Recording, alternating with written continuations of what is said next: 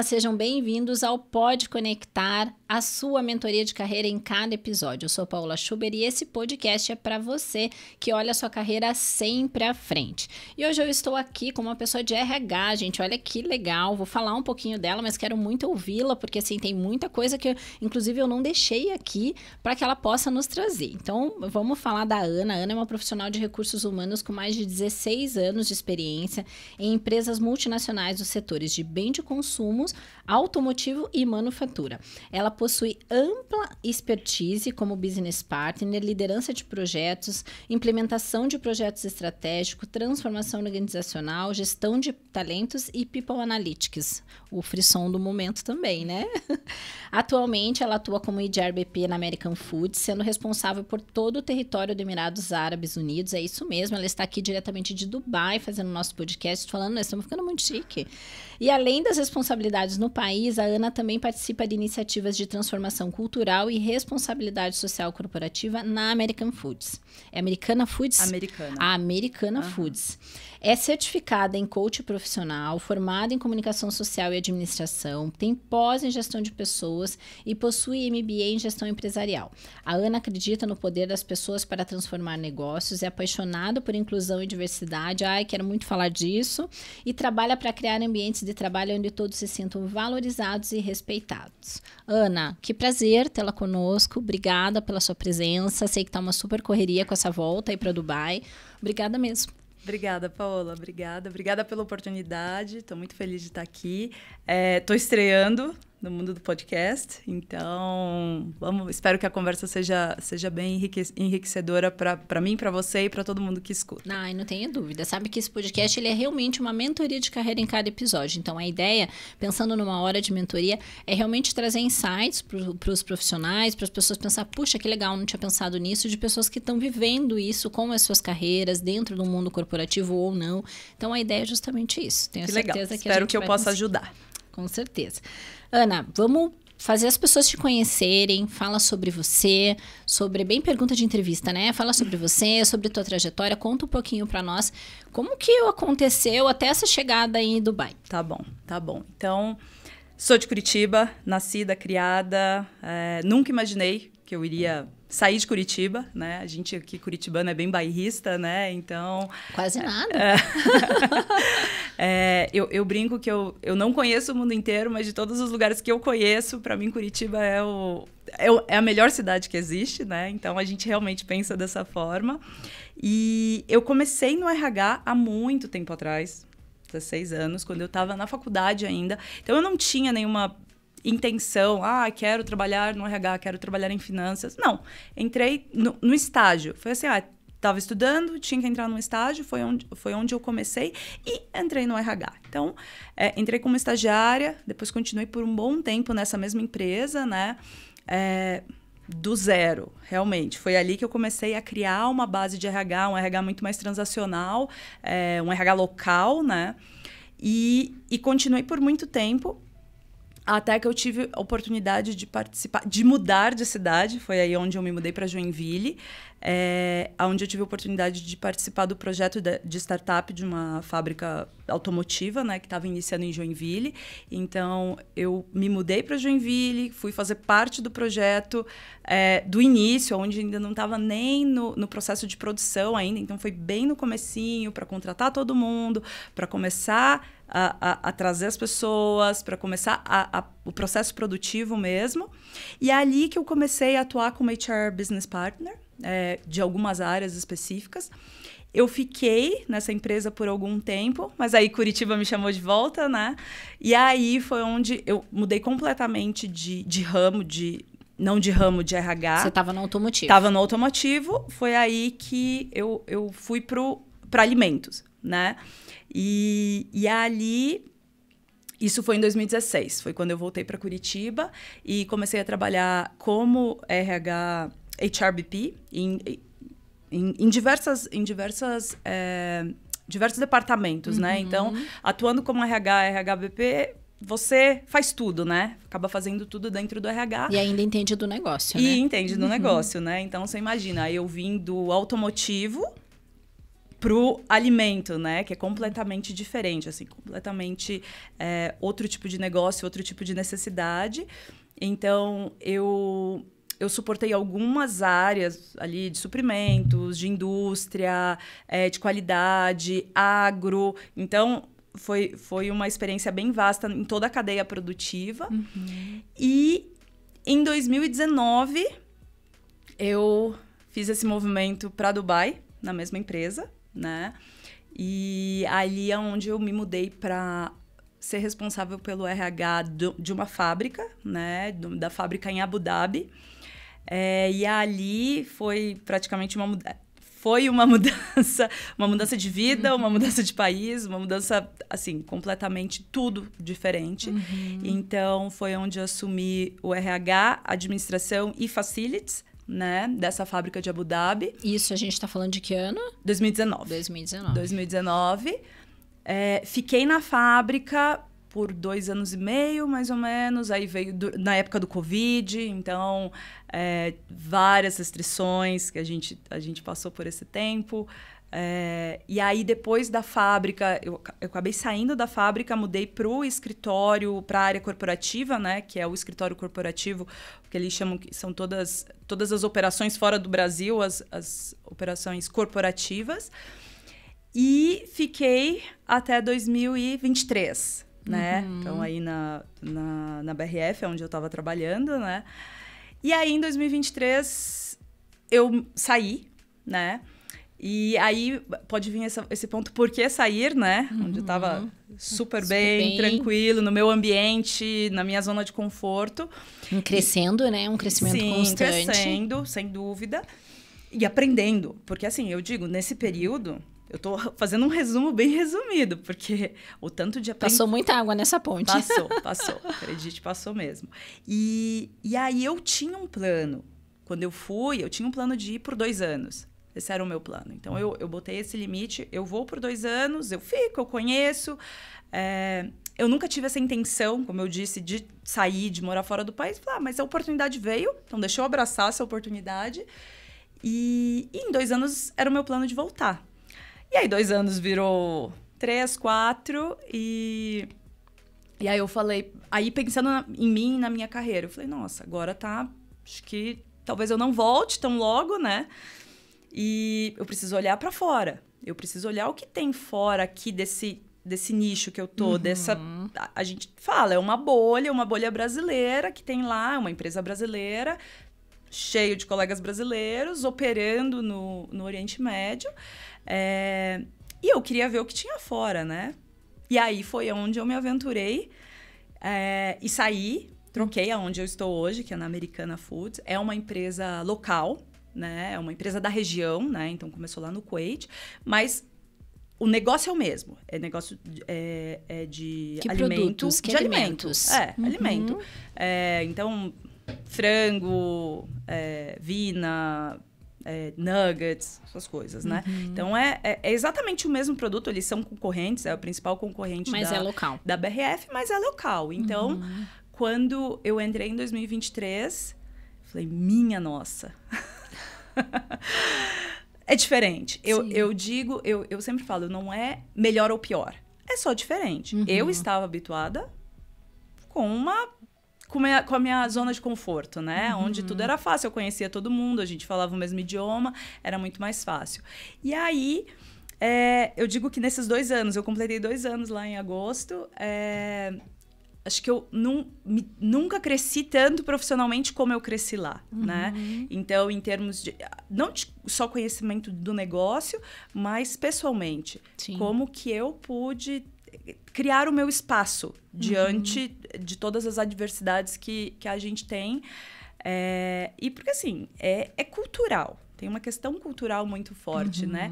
E ali foi onde eu comecei a fazer coisas diferentes, a criar o meu espaço, onde eu comecei a olhar mais o RH como que eu posso criar mais impacto para as pessoas, como é que eu posso fazer coisas diferentes, como é que eu posso ajudar, porque sim, a gente ajuda, a gente como RHBP, a gente ajuda o negócio, a gente ajuda o business, a gente é uma ponte, né? Eu falo que o RH é uma ponte para suportar o negócio, mas para...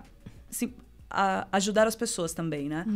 E aí foi onde eu me descobri. E é onde me trouxe aqui hoje também, né? Que legal. Que é onde eu falei, nossa, talvez o mundo corporativo, da ideia que eu tinha, talvez isso não é o que me complete mais 100%. Então, como é que eu posso fazer coisas diferentes? Então, essa é mais ou menos essa trajetória. Que incrível. E aí, estou aí, completei 6 anos esse ano lá. Eu venho pra cá, né? Normalmente eu venho uma vez por ano. A pergunta sempre é, encontro meus amigos, e aí, quando você volta? Quando você volta? É difícil. E aí, quando você volta? É difícil, eu nunca digo nunca, porque a gente nunca sabe o dia de amanhã. Mas é difícil, né? O que tem lá em Dubai? Porque, olha, eu já conversei com bastante gente e, assim, quem volta quer voltar. Quem tá lá não quer sair. O que tem lá? Conta pra nós. Olha, eu acho que é uma das coisas que a gente iria conversar também, que é a questão da carreira internacional, né? Isso, perfeito. O que é a carreira internacional? É o morar fora. O que é o morar fora, né? Então, eu... Pessoalmente, tá? Que eu acho que as pessoas romantizam muito o morar fora. Porque eu quero sair do Brasil. Espera aí, o Brasil é a nossa casa, né? É da onde a gente veio, é da onde a gente é, né? E você pode falar, sim, o Brasil tem muitos problemas, o Brasil é assim, é assim, mas... É o Brasil. É o Brasil, é a nossa casa, mas os outros lugares também são assim, né? Então, eu acho que cada lugar tem seus pontos bons, pontos ruins, assim como o nosso país tem. Então, eu acho que tem muito esse romantismo de algumas pessoas que tudo aqui é ruim e tudo lá fora é bom. Então, eu, particularmente, não acredito nisso. Primeira desconstrução, né? Para quem quer ter uma carreira internacional, primeira desconstrução. Eu realmente acredito. Acho que se eu posso deixar um recado, nem tudo... Eu brinco muito e eu falo, nem tudo que reluz em Dubai é ouro, né? E lá vale mais que qualquer outro lugar. Ouro, sem dúvida. Mas não é só isso, né? Você tem que abrir mão de muita coisa. Eu abri mão de muita coisa, né? Então, lógico, o que tem lá de bom? Tem muita coisa boa, muita coisa boa. Então, você tem muita segurança, você tem muita oportunidade, você tem possibilidade de viajar, você trabalha muito lá, porque as pessoas... uma curiosidade dos Emirados Árabes é que as pessoas não são de lá, né? Então, se eu não me engano, deve ter o quê? Em 10, 11 milhões da população, 80% das pessoas, elas são expatriadas. Então, eles não são de lá. Então, 80% desses 11 milhões de pessoas são gente de fora, que nem eu, que nem todo mundo que mora lá. Porque os locais, os Emirates, eles são uma porcentagem bem menor, né? Então, você tem oportunidade para tudo. Você tem gente do mundo inteiro. Você tem acesso a muitas coisas, né? E é bom, sim, mas você também você deixa a família, você... tá longe, você tá um dia de viagem para qualquer coisa que aconteça. Então, eu penso assim, voltar, a gente não sabe, não dá para nunca dizer nunca, né? Mas nesse momento eu estou bem lá, profissionalmente, pessoalmente. Então, estou bem. E se eu posso dizer alguma coisa para as pessoas que pensam numa carreira internacional, sem dúvida, a gente precisa de preparo, né? Porque não é só chegar lá, agora eu moro em Dubai, ou agora eu moro nos Estados Unidos, ou, enfim, na Europa, e pronto, né? Você precisa de um preparo, você tem que ter você tem que começar, você tem que, eu acho que, vocalizar o que você quer, né? Se você tá numa empresa que você tem oportunidade, já conversou com o seu gestor, é uma coisa que você espera? Como é que tá seu inglês? Como é que tá seu espanhol? Se não, fica só no plano, né? Então, declarar a sua intenção, o primeiro passo. Sem dúvida, né? Estar preparado, principalmente com o idioma, para onde você quer ir. Sem dúvida, sem dúvida. E é engraçado, Paola, porque eu nunca tinha declarado essa intenção. Eu nunca tinha declarado a intenção de que eu queria ir, né? Mas a oportunidade veio. Então, eu acho que como a oportunidade veio há 6 anos atrás... estava pronta para isso, né? Pronta, eu não diria, porque a gente nunca vai estar 100% pronto, né? Mas eu me preparei. Então, eu falo, acho que poderia ter sido antes, poderia, mas eu nunca tive muita facilidade com o idioma. Acho que eu não tenho até hoje, na verdade. É mesmo? É difícil para mim, é bem difícil. Se eu começar a falar inglês, você vai ver, eu tenho um sotaque muito forte, latino, né, brasileiro, enfim. E eu sempre estudei, mas eu nunca... Sabe o inglês? Eu entendo tudo, mas não falo. Então, quando eu comecei a trabalhar daí na BMW, que a gente não tinha opção, né? As pessoas só falavam inglês. Eu sofri muito, porque eu era travada, né? No inglês. Então, você precisa se expor. Então, tem que estudar, tem que treinar. E tem que estar aberto às oportunidades. Eu acho que esse é o primeiro passo, né? E aí, se a oportunidade vier, é abraçar, né? Tá pronto, né? Tá pronto. Com certeza. Legal. E, Ana, o que me veio uma curiosidade de... Estando lá em Dubai, né? Essa mudança de BRF para Americana Foods. O que você entende que você teve de diferencial competitivo para você realmente ficar competitiva e assumir essa posição, assim? Acho que o fato de eu... Aí tem uma questão muito cultural, tá? Eu diria. Porque a empresa que eu tô hoje... De novo, BRF, muitos brasileiros, né? Então... Todo mundo se conhece, é muito mais fácil. Você fala seu idioma, eu já conhecia daqui, então era muito, muito fácil. Eu acho que, para mim, o fato de eu ter mudado e ter tido esse diferencial é exatamente o fato de vir de uma cultura diferente. Porque a gente tem, na empresa que eu trabalho hoje, é muito específico, assim. Tem 2 nacionalidades que são, né, estão ali. Core, exatamente. E aí você tem um aqui, um ali e tal. E aí eu acho que o fato de eu ser brasileira, estar disposta a mudar, né? E trazer esse background diferente, que não é que não é um background que vem dos profissionais, por exemplo, dos profissionais são os 2 que a gente tem lá, que são os árabes e os indianos, né? Então, a minha CHRO, na época que ela me contratou, ela mesma falou, eu quero alguém que traga algo diferente, né? Então, porque se a gente trouxer a mesma mentalidade, as coisas não vão acontecer, né? Não vão mudar.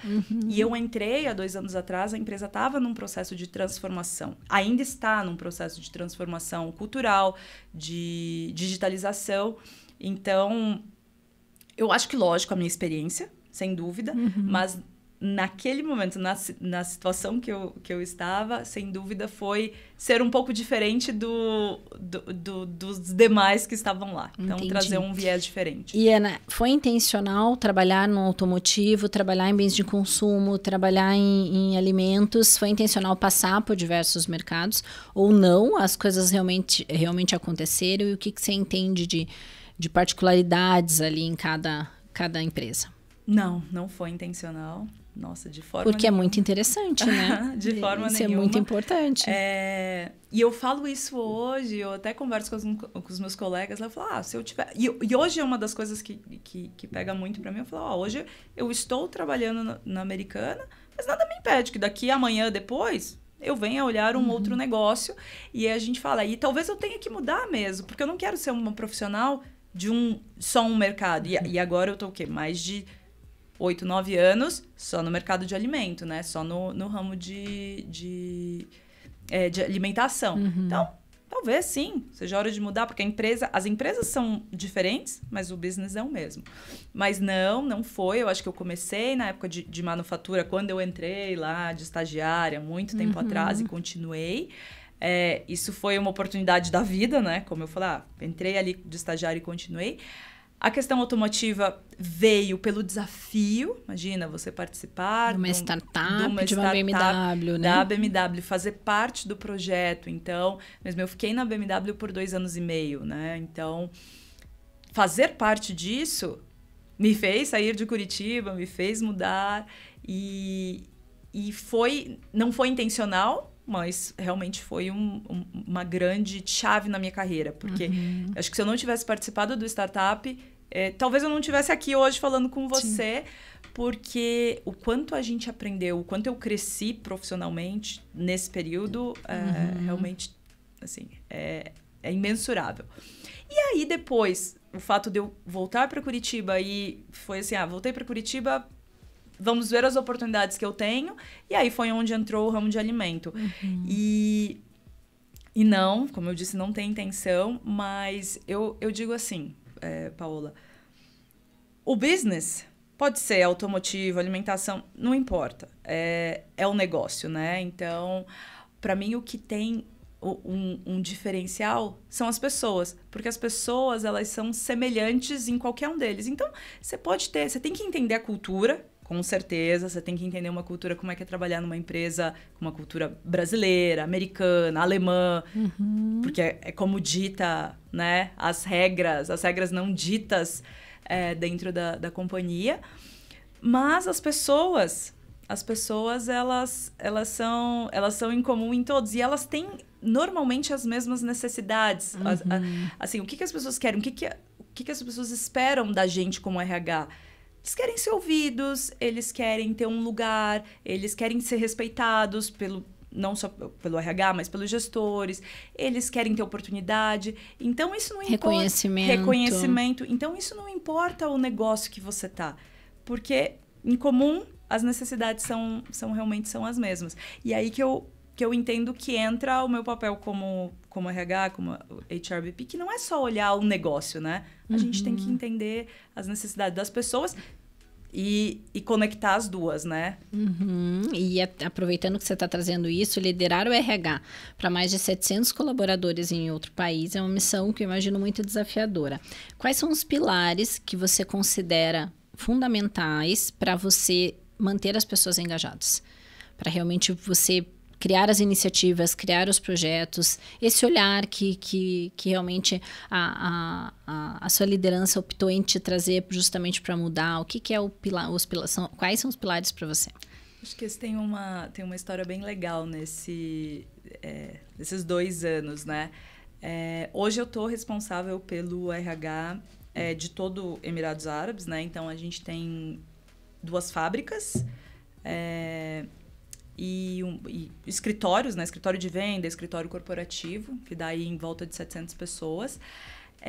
E quando eu entrei lá, o RH era muito transacional. Como eu falei, a empresa está passando ainda por uma transformação, né? E essa transformação digital, essa transformação de cultura. E era muito RH, né? Folha de pagamento e recrutamento, sabe? Então, as pessoas não acreditavam muito. Foi aonde que a minha liderança, na época, ela me trouxe. E ela trouxe muito... Ela começou a criar isso, né? E ela começou a fazer a transformação do RH, né? E aí, as pessoas começaram a ver. Ah, mas agora você tem um time de seleção, você tem um time de remuneração, você tem um RH, um HRBP para olhar para o meu business. Sim, hoje você... Na época, quando eu entrei, eram 2, né? Era eu e o meu colega, a gente dividia as áreas. E aí, não, agora você tem o seu RH, né? A pessoa que você vai sentar aqui, você vai discutir a carreira, você vai discutir sua performance, tanto funcionário como os gestores, né? E aí, quando eu comecei, eu vi que as pessoas elas não viam credibilidade. Porque, de novo, né, vinha de uma questão transacional, muito operacional. E aí eu comecei de pouquinho, assim, sabe? E aí, dos pilares, né, que você comentou. Eu acho que a comunicação... Então, coisas simples. Eu vou te dar exemplos. Por exemplo, as pessoas entravam, saíam, mudava a estrutura. Não existia comunicação para isso, sabe? Então, a gente começou a implementar. Não só eu, mas entrou uma pessoa nova de comunicação. Enfim, não, gente... Tá entrando gente, vamos falar quem tá entrando, o que a Paola, funcionária nova, vai fazer, qual que é o papel dela? Ah, tá mudando estrutura. Vamos comunicar para todo mundo, vamos ser transparente. Então, para mim, comunicação, sem dúvida, transparência, sabe? Ter ações de reconhecimento, que a gente falou. Então, a gente começou a implementar ações de reconhecimento, especialmente porque tem fábrica, né? Então, fábrica, a gente tá falando de uma população bem... assim, né? É diferente do time de escritório, né? Então, eles têm certas necessidades que não são... Que são bem mais simples. Não quero dizer que são simples, mas são mais fáceis de atender, né? Então, a gente começou a criar ações de reconhecimento. Que seja o empregado do mês, o empregado do quarter, coisas assim, sabe? Ações de reconhecimento, dá um certificado, faz um painel com foto do empregado. Nossa, isso mudou o jogo. E, de novo, parece uma coisa tão simples, né? Mas não existia. É o simples que não era feito. Exatamente, não existia. E eu acho que, além do reconhecimento, da comunicação, da transparência, a gente se fazer presente. E aí entra meu papel como RH, como profissional de RH, estar próximo do negócio, né?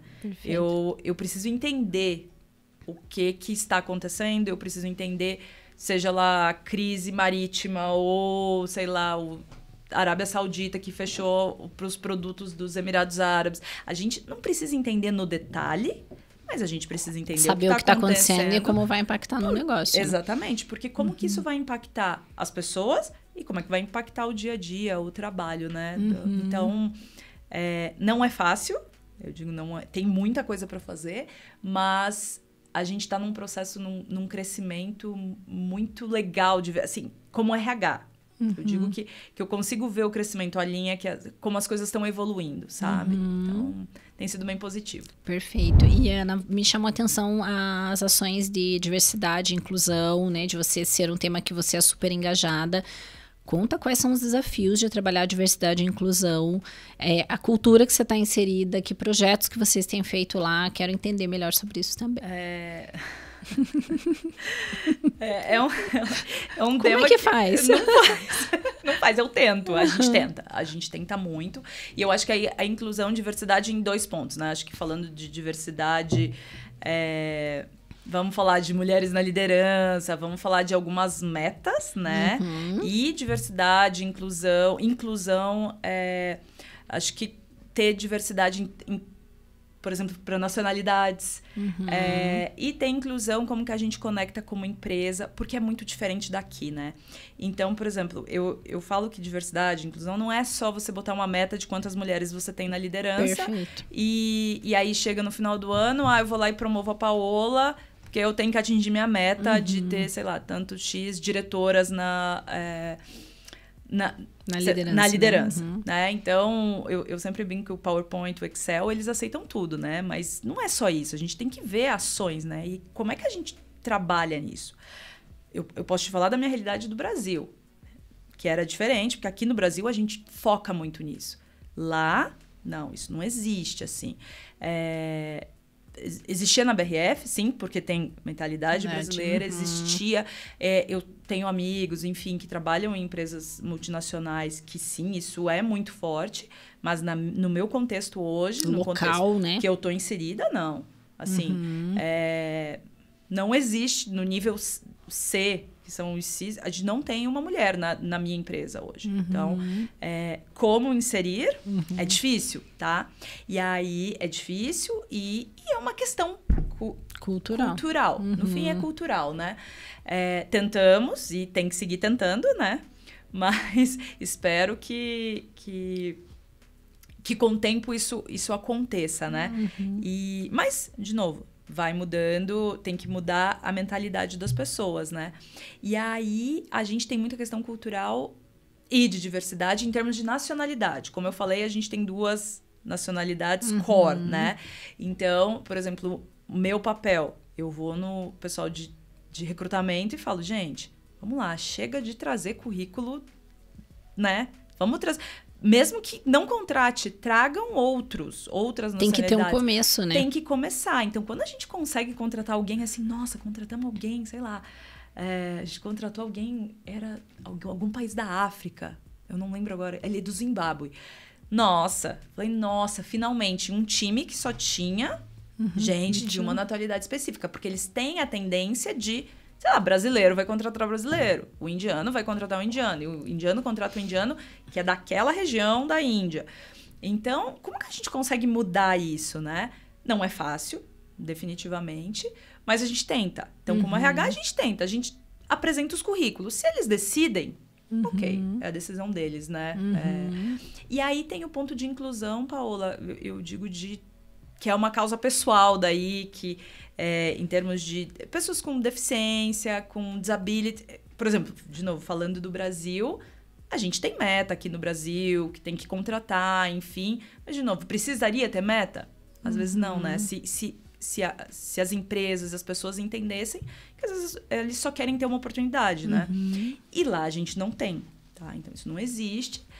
E é um tema de novo, cultural, é um tema assim, não é muito falado, as pessoas com deficiência, elas não... As famílias locais, elas não expõem muito. Então, aí o que a gente... E isso é uma das coisas que eu puxei para mim, realmente, eu e uma outra colega de comunicação, a gente tentou começar a criar parcerias, né, com alguns centros, a gente criou... E para a empresa ajudar. Então, hoje a gente faz doações, a gente visita, eu pessoalmente visito...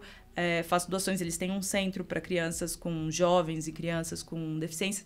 Nesse mesmo contexto, eu tive a oportunidade de conhecer um centro que também capacita essas jovens com deficiência no Kuwait também. Então, a gente foi lá, fez uma atividade, enfim. Então, é uma questão pessoal, porque na minha família, meu irmão, ele tem síndrome de Down. Então, é uma coisa assim, eu penso, da mesma forma que eu gostaria que meu irmão tivesse oportunidades, como é que eu posso ajudar os outros a terem oportunidade? Às vezes não é ajudar, né? Mas estar perto. Auxiliar mesmo, proporcionar, né? Ter iniciativas, exatamente. né? Ter uma forma deles, assim, serem vistos na sociedade. Porque hoje a gente sabe que o preconceito existe, né? Então, eu tento fazer a minha parte, pelo menos. Sim, perfeito. E Ana, ao longo da tua trajetória... Quem foram seus maiores mentores ou inspirações e de que forma eles influenciaram suas decisões no seu estilo de liderança? Bom, algumas pessoas, né? Eu diria, algumas pessoas. Eu acho que, primeiramente, meu pai, sem dúvida, porque meu pai vem de uma geração muito passada nossa, né? Muito anterior. E o meu pai, sem dúvida, via o trabalho de uma forma... Ele vê, né, o trabalho de uma forma, sem dúvida, diferente de como a gente vê. E, sem dúvida, de como as gerações estão vendo, né? Então, meu pai, ele trabalhou mais de 40 anos na mesma empresa. E para ele, e assim, vendo o quanto ele trabalhou, o quanto ele se esforçou para prover pra gente... E a forma que ele via o trabalho, né? Hoje ele já está aposentado, né? Mas ele via o trabalho de uma forma diferente. Aí você falar pro meu pai, vou mudar de emprego. Nossa, como assim, Ana? Você vai mudar de emprego de novo? Pai, né? Então, sem dúvida, meu pai. E eu acho que eu tive a oportunidade de conhecer de ter muitos gestores, assim, que me ajudaram a estar, a ser a profissional que eu sou hoje. Eu acho que eu poderia citar duas delas, né? Uma que é a Érica, espero que ela vai ver, sem dúvida, né? Mas a Érica foi quando eu entrei como estagiária lá no RH, foi ela quem me contratou. Então, foi ela, assim, minha professora para começar no mundo do RH. E... sem dúvida, hoje eu devo muito a ela por tudo que eu aprendi pela oportunidade, né? Quando eu estava estudando, eu nunca tinha trabalhado, não conhecia nada. Eu falei, não, vamos dar uma chance para essa menina, né? E a Marina, que também foi a que me contratou na BRF. E ela foi minha chefe por algum tempo, depois a gente se tornou amiga, né?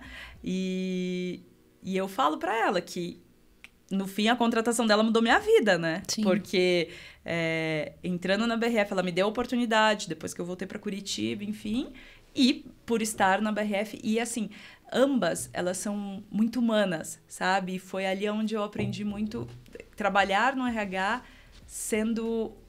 olhando para as pessoas. Acho que esse é o nosso objetivo, né? É olhar para as pessoas. E, inclusive, esse final de semana elas tiveram a oportunidade de se conhecer, né? Que legal. Porque a gente se encontrou e eu falei para elas, eu falei, olha, vocês duas são realmente importantes na minha carreira. Lógico, não só elas, mas eu tive vários outros gestores aí que me ajudaram, me ensinaram e me desafiaram. Eu acho que, acima de tudo, como gestores, a gente precisa ser desafiado, né? Ser desafiado ao pensar e fazer diferente. Sim, com certeza. E, Ana, que conversas, na sua opinião, as organizações precisam começar a ter mais?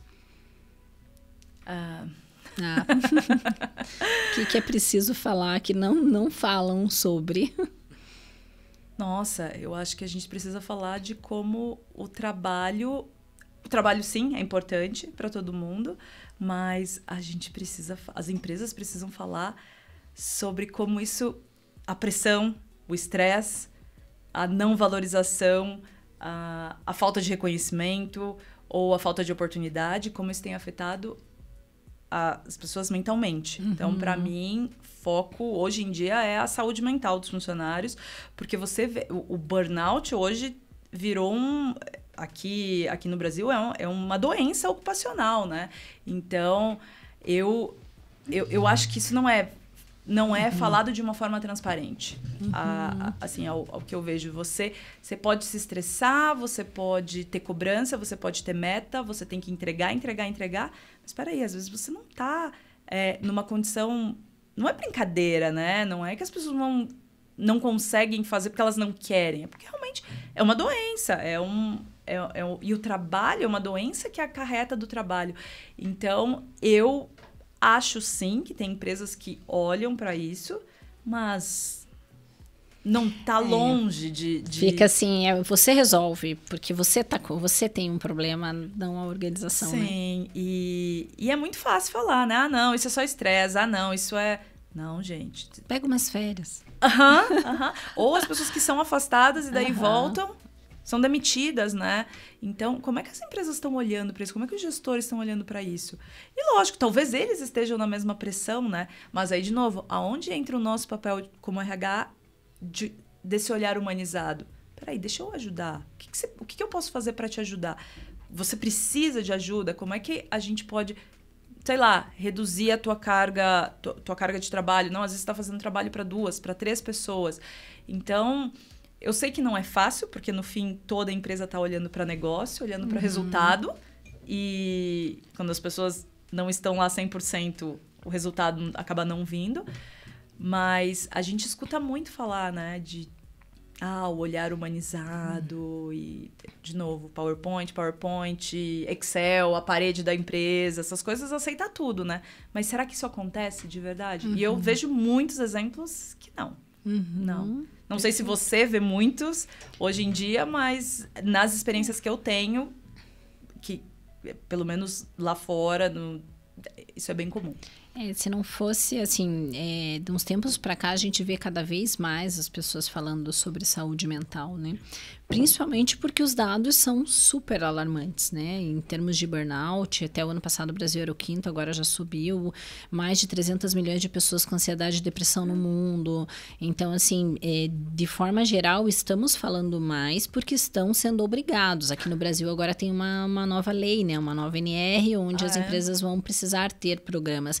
Mas aí vem a questão de o que vai ser isso? É só para cumprir tabela, como uma cota, como qualquer outra coisa, ou realmente a empresa vai viver isso, né? É que nem a história da sustentabilidade. É só para ser bonito, ou realmente a empresa vai viver uma cultura de realmente pensar as coisas, de fazer de uma forma sustentável? Então, eu acho que entra tudo dentro de um mesmo negócio, né? Algumas empresas vão realmente fazer porque precisam, outras vão realmente engajar e passar por um processo de transformação, mas eu vejo que ainda dentro desse contexto de saúde mental, as pessoas realmente estão ficando muito doentes. Então, isso vai vir com muito mais força. Uma outra coisa que está sendo muito falada é a questão de que nunca estivemos tão conectados, mas nunca estivemos tão sozinhos. Sim. Então, essa falta de conexão social das pessoas, isso também é de realmente estar conectado de verdade com as pessoas. Isso é uma doença e te gera uma ansiedade, do trabalho, né? Te gera uma série de outras coisas. Então, eu vejo que a gente está num momento muito crítico, assim, sabe? Onde é importante, assim, revisitar o que está sendo feito, o que vai ser feito daqui para frente e, principalmente, né, entender que as pessoas são diferentes, independente do tamanho da empresa de onde você está. Se você subir aqui na Priori, no time de seleção, cada pessoa é de um jeito. Cada pessoa tem uma inspiração diferente, uma expectativa diferente, tem coisas do trabalho que se assimilam. Então, assim, a necessidade de um não é a necessidade do outro. Então, até mesmo quando você vai montar um pacote de benefícios, não adianta você montar um pacote de benefícios achando que nossa, eu dou meus benefícios, se eles usam ou não usam, o problema deles. Não existe mais isso, na minha opinião. Agora, você precisa entender o que faz sentido você ter dentro da tua organização que vai realmente priorizar. Porque não adianta você pôr um plano de saúde para uma pessoa, pôr como é que é o Gympass, para uma pessoa que trabalha no turno da noite e que no outro dia de manhã ele tem um monte de coisa para ele fazer, que ele estuda também. E aí, que horas que essa pessoa vai para academia? Sim. Não é melhor você ter um auxílio educação para o filho dele? Porque ele vai estar tranquilo que o filho está numa escola melhor. Então, acho que esse ouvir que você falou ali no início, isso eu acho que é o mais fundamental. Você ouvir o que é a necessidade das pessoas, sabe? Sim, mas hoje tem muito... Pelo menos na nossa realidade lá, muitas empresas começaram a fazer esse plano flexível de benefícios. Exatamente. Você tem um valor, um tipo de plano, e aí você distribui o que faz mais sentido para aquela categoria. Mas, sim, respondendo sua pergunta, é um problema crônico para todas as pessoas. Não todas, né? Não quero generalizar, mas para muitas pessoas. Mas eu realmente sinto falta das empresas olharem realmente, não só para cumprir o protocolo, porque elas realmente se importam. E eu falo, gente, não tá funcionando, não tá bom, tá te estressando, tá te fazendo mal. No momento que isso começa a te fazer mal, te começa a fazer perder o sono e te estressar, não, aí você tem que avaliar a sua vida. Será que realmente vale a pena eu continuar num ambiente desse? Ah, sim, a gente tem conta para pagar, mas... E a nossa saúde? Sim. E a nossa cabeça? Eu falo, a nossa sanidade mental não tem preço, né? Então, tem que avaliar. Será que realmente não seria a hora de mudar? De procurar alguma coisa diferente? Se você vê que as coisas não vão evoluir, né? Então, não é frescura. Sem dúvida, não é. Com certeza. Ana, e um livro ou frase que te inspira? Eu vou tentar lembrar a frase. Senão você cola, não tem problema. Sem olhar no telefone. Tem várias, né? Várias. Mas eu achei uma frase bem antiga do Cortella. Ele fala que faça o seu melhor, sabe essa? Faça o seu melhor enquanto você não tem condições melhores de fazer melhor ainda, né? Acho que é algo nesse sentido, sim. Mas por que essa frase, né? Só para contextualizar. Eu, nessa minha vida, nessa jornada, eu deixei muito de importar com o que as pessoas pensavam do meu trabalho, ou o que eles achavam, se eu estava fazendo bem, se eu estava fazendo mal, enfim, porque você sabe, isso no fim é muito mais a visão do outro sobre você do que a minha visão, né? E por que essa frase me remete a isso? Porque eu sei que eu estou fazendo o meu melhor. Eu sei que eu estou fazendo o que eu posso fazer nesse momento e é o meu melhor. O que eu estou fazendo, né? Então, talvez as pessoas vão achar, não, mas ela, né, tem a história do fazer o melhor ou fazer o possível. Não, ela está fazendo o possível. E isso, por um tempo, por vários anos, me afetou bastante, assim, porque eu pensava, meu Deus, acho que eu não estou atendendo as expectativas dos meus chefes, dos meus clientes internos, acho que eu estou... tô devendo. Eu tinha essa mentalidade que eu estava sempre... no lugar do devo. Tava sempre devendo, né? E aí eu falei, não, gente, peraí. Eu tô fazendo o meu melhor. É o melhor que eu posso fazer agora. E sim, sem dúvida, vai ser o melhor. Mas dentro das condições que eu tenho, né? Então, por isso, essa frase eu uso bastante. E aí, falando de um livro que conecta com isso, outro livro que também foi uma virada de chave para mim foi O Essencialismo. Já me falaram desse livro aqui no podcast, viu? Gente, o livro... Acho que foi o Mark, que é diretor da Brose. Ele falou sobre esse livro. Esse livro é muito bom. Então, recomendo a leitura. É muito bom, porque, assim, o livro, ele traz um conceito de, assim, você vai começar a dizer não. Começar a dizer não e você vai focar sua energia nas coisas que são importantes. De novo, focando na frase, né? Vou fazer o meu melhor nas coisas realmente que são importantes e que eu vou ver resultado. A gente tem muito isso de, eu quero fazer tudo, quero abraçar o mundo. E eu fazia muito isso. E depois lógico, você não lê o livro e fechou o livro e sua vida muda, né? Lógico que não. Mas você começa a aplicar isso em pequenos conceitos na vida e na carreira, sem dúvida. E aí eu comecei, não, peraí, acho que eu não preciso entrar nesse projeto, eu não preciso entrar nessa discussão, não preciso responder esse e-mail que talvez eu só estivesse copiada, não vou entrar nessa briga, sabe? E vou dizer, não, vou focar a minha energia no que realmente vai agregar e no que vai trazer mais valor para a organização e mais valor para as pessoas. Então... E isso acho que tem me gerado muito menos estresse. Porque se eu antigamente, como eu disse, né? Eu queria abraçar o mundo, fazer tudo e vivia... Nossa, tem que fazer, trabalhar.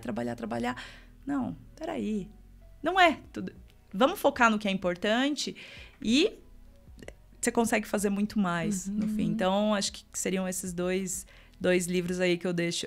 Essa frase e o livro, muito como legal. eu deixo de referência. Sabe que essa frase que você trouxe, ela me lembrou de uma preparação de uma palestra que eu fiz, onde eu estudei sobre o Michel Gervais, que é um psicólogo americano, que ele fala sobre o FOPO, que é Fear Other People's Opinion. E ele fala que esse medo essa obsessão, que virou uma obsessão irracional, assim, do mundo moderno, você ficar sempre pensando no que o outro vai pensar sobre você. E que isso não afeta só o teu desempenho, mas também todo um potencial. Porque quando você concentra as suas energias de, ai meu Deus, mas o que vai pensar? Ai, será que tá bom? Ai, será que tá certo? Você deixa de olhar para você. E quando você faz isso, você afeta o teu potencial, porque isso corta a tua iniciativa. Então, sempre que você não tem algo previsível, algo seguro, que você consiga controlar o resultado, você não vai levantar a mão. Então, você vai realmente se retrair. E por isso que afeta todo o teu potencial. Então, achei super interessante. Acho que faz muito sentido. Acho que a gente entra nessa loucura, assim, de ficar pensando, né? Principalmente quando você está em exposição, né? Essa palestra, ela tinha muita conexão com exposição digital também, porque a gente fica sempre pensando no outro e deixa de fazer em virtude disso. Então, muito legal. Legal. Bem bacana. E você pensa assim, você quer se desenvolver. Todo mundo quer crescer na carreira, quer uma posição, isso... É o que as pessoas pensam, né? Eu quero virar um diretor, quero virar um VP. Mas peraí, qual que é o caminho que você tem que chegar lá? O que as pessoas vão achar de você? E aí você fica sabendo, não, eu quero, mas por que você quer isso? Você quer isso porque as pessoas vão ver você como um VP ou como um diretor? Ou porque realmente isso é importante para você e faz sentido? E a gente tem que deixar um pouco de lado o medo ou o que a opinião dos outros vai ter e impactar a sua vida, né? Então, perfeito. Legal. E, Ana, a nossa última pergunta, a pergunta que impulsionou a criação desse podcast, que eu falo que é uma pergunta fácil de resposta difícil. Por que você faz o que você faz? Ela não é uma pergunta fácil.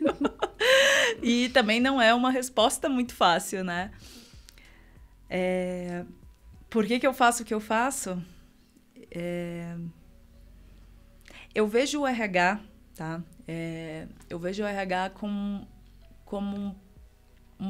tem um poder transformador. Acho que o RH tem a possibilidade de transformar pessoas, transformar negócios, tá? Lógico, a gente não está inserido diretamente no negócio, mas, como eu falei no começo, a gente é a ponte, né? Então, e a gente tem a possibilidade de transformar as pessoas também, né? Lógico, depende o tipo de RH que a sua empresa tem, ou RH, a profissional que você quer ser. E eu acredito que o RH, a gente está nesse meio, sabe?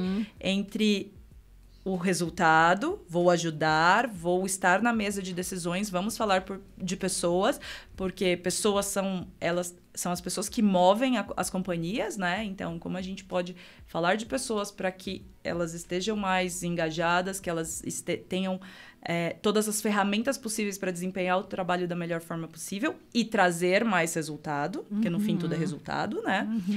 E olhar como pessoas, o que aquela pessoa precisa, né? O que a Paola, como pessoa, ela precisa? Como é que ela está sendo cuidada? Como é que ela está se desenvolvendo? Como é que eu posso ajudar ela a atingir as metas dela? Quais são as metas dela? Paola, você já parou para pensar o que você quer dessa empresa? Você está aqui para ganhar o seu salário no final do mês? Ou você está aqui realmente para construir alguma coisa? O que você espera fazer? O que você busca? Então, essa ponte, eu acredito que eu faço o que eu faço para ajudar, justamente, sem dúvida, ser esse parceiro do negócio, né? Que é o papel do RH. E eu acredito que, como eu falei, né? O trabalho, ele não define a gente. Eu digo, o trabalho é parte de quem a gente é, mas ele, sem dúvida, não vai definir a gente. Eu acho que tem muita gente, eu posso dizer que eu era uma pessoa assim, que eu me via como, eu sou a Ana, o RH da empresa X, e não, eu sou a Ana, a pessoa que estou aqui para ajudar, para criar, para te ajudar a desenvolver, mas eu não sou só isso, eu não sou só a Ana, o cargo, né? Então, eu tento mostrar isso para as pessoas. E eu falo, volta e meia, até para as meninas do meu time, eu falo, gente, isso é só um trabalho, então vai com calma, não se estressa tanto, a gente tem que fazer sim, a gente tem que entregar, mas... E elas sempre usam, e é diferente, de novo, na cultura que eu estou, é diferente para elas não estão habituadas com isso, né? Aí eu falo, gente, olha lá, é só um trabalho, calma, vai com calma. Mas a gente não deixa de entregar por isso, né? Então, eu acho que trazer o lado mais humanizado diante de todos os resultados que a gente tem que entregar e estar junto com o RH. O RH tem que fazer parte da decisão, sem dúvida. Acredito que tem, né? Ana, muito obrigada por sua presença. Foi um prazer ter você aqui conosco. Tenho certeza que saiu muito insights aqui para as pessoas. Realmente uma mentoria de carreira desse episódio. Muito obrigada. Obrigada, Paola. Obrigada pela oportunidade e estou muito feliz, Espero que tenha agregado bastante e muito obrigada. Não tenho dúvida, é um excelente retorno para você, né? Obrigada. E chegamos ao fim de mais um episódio do Pode Conectar Carreira à Frente. Se você gostou desse vídeo, curta, comenta e compartilha com quem precisa assistir isso. Obrigada.